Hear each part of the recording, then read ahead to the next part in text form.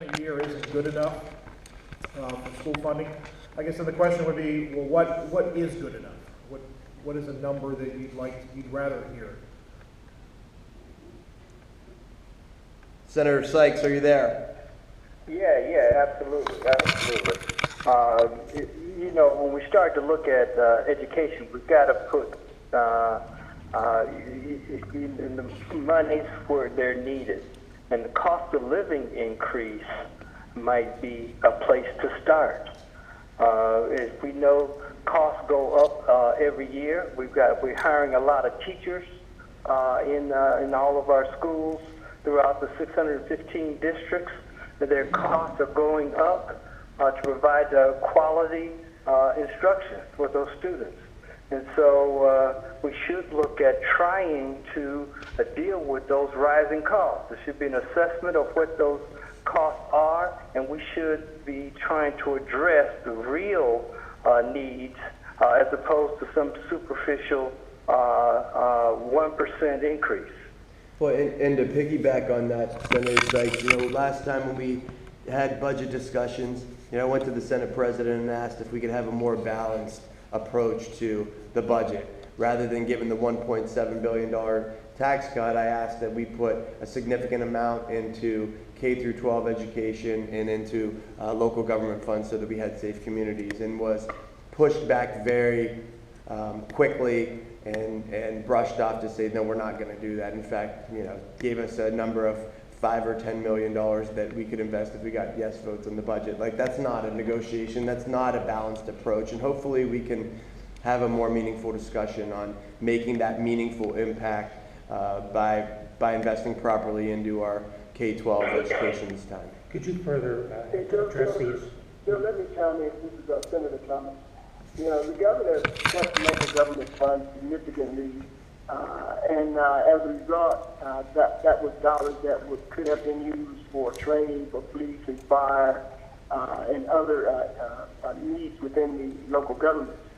And in my proposal for training for these officers, I've met with several smaller municipalities and the chiefs of police in those municipalities, and they said, Senator Thomas, we just don't have the resources to do that additional kinds of training that's so vastly needed, such as de-escalation skills training and things of that nature. And in my proposed budget, in my proposed legislation, I asked for $15 million so that we can do that kind of training around the state. And these are the kinds of things that when you have an impact of cutting local government funds, these are the kinds of impacts that we begin to see that are really hurting communities around the state. Could you talk about the funding formula aspect of that 1%? The governor made some in the past is not a fan of the guarantee. Do you anticipate you're going to have to defend that again? You know, with the funding formula, everybody knows where we are with the funding formula. You know, in 1997, said that we're funding schools in an unconstitutional manner. In the meantime, we've been allowing these public funds to be bled out to for-profit charter schools where they're making a ton of money off our kids. And now with these schools and what's going on with ECOT, so we got to start from the beginning. And we have to make sure that we're investing in areas that need the investment. You know, everybody, the Republican caucus oftentimes says that the number of levies are going down and there's barely any levies, but every single community that I go to has a school levy. And so I don't know where that information comes from, but when, you know, we have schools cutting arts programs and sports programs and unable to provide the vital educational services that are necessary in order to give a kid an opportunity to succeed, we got to make a more meaningful investment. We just have to have a real adult conversation about how we're going to fund schools, rather than just filling holes every year. And do we have to preserve the guarantee? I mean, we're going to have a conversation about it. You know, I don't know what it's going to look like.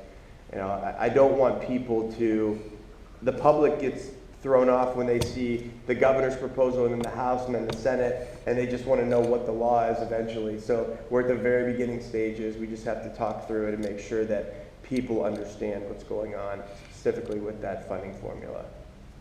Is there anything else that you've heard from the governor, from the administration, as far as the budget goes, that are raising red flags for you already that you're thinking I'm going to have to stand up against this?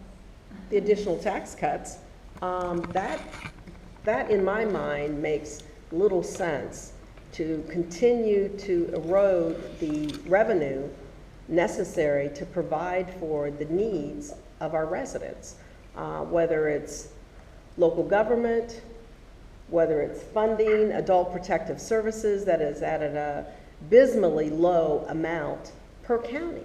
And most of the counties don't have any additional revenue to supplement the dollars. I think in the last budget, the Republican majority said, we gave a 500% increase. Well, 500% increase equaled 5,000 some odd dollars per county. You can't even hire one worker to address the needs of older adults. And when you're in rural counties with very few services anyway, it is even more alarming that these adults aren't going to be protected, have workers to go out to see whether someone is abusing them or not, whether someone is scamming them and taking their resources, whether they're in a care facility and not being addressed with their health needs or being cared for in the most appropriate location. Those are serious issues, and they're a matter of life and death. So that's one that I think we need to start with. You can't continue to maintain, let alone provide for the critical needs of our residents if you continue to erode the revenue base coming in. And there's that, there's the whole Medicaid issue with the local governments. That is a major, major hit. We have to figure out as a state how we're going to deal with that. Local governments, every local government, whether you represent a large county or a small county or a township, they're very concerned about where they're going to make up this amount. Some counties are going to lose up to 30% of their local government. I mean, now you're talking about getting rid of police officers and vital services. It's not just a little nick in your budget. And so we have to, I'm interested to see what the governor's proposal is going to be to fill those giant holes. Well, the governor's not going to propose a permanent fix. It's just going to be some sort of a partial revenue replacement to wean them off. Is that part of the answer? I've heard that before. I mean, that would be the easy way out for him, to do a partial until he's gone. I guess we haven't seen it on paper yet. This is Senator Skindle. If I could add into that a little bit, is first, it's just a fix for the biennium that the governor is proposing. Second, it is not a full dollar-for-dollar replacement of the dollars that are being lost. And third, it is my understanding is that there's going to be a redistribution formula brought into this. So although Cuyahoga County may be losing the $22 or $23 million, they may not be getting a dollar-for-dollar replacement, but a rural county that's losing $500,000 may be getting $1 million. So there's going to be a redistribution of the dollars that the governor's putting in, and that's very concerning to counties like Cuyahoga County and the urban counties across the state.